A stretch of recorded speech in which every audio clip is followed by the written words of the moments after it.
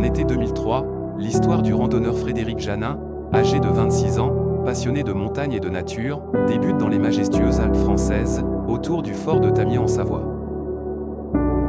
Connaissant parfaitement cette belle région, il entreprend une randonnée en solo, confiant et sans souci particulier. Cependant, ce qui devait être une simple promenade tourne au cauchemar lorsque Frédéric ne donne plus signe de vie.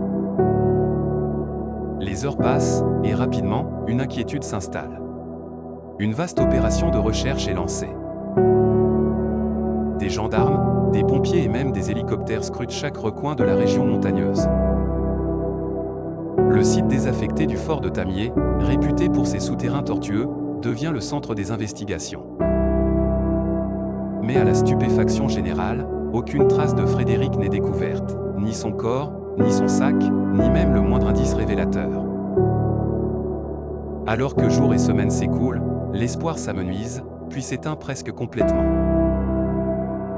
Mais 3 mois plus tard, un rebondissement inattendu survient, un garde forestier, lors de sa ronde habituelle, tombe par hasard sur le sac à dos de Frédéric, curieusement posé en pleine vue sur une roche, bordant un chemin déjà inspecté.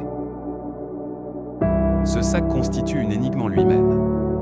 Il renferme des objets personnels, son téléphone, sa carte, son portefeuille intact, et étrangement, une photo de lui-même, déchirée en deux.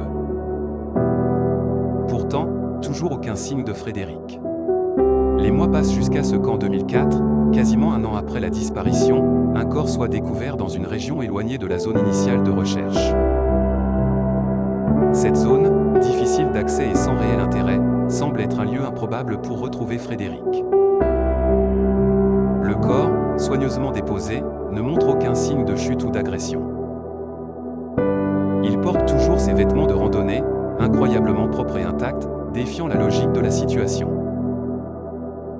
Les théories affluent, certaines plus plausibles que d'autres.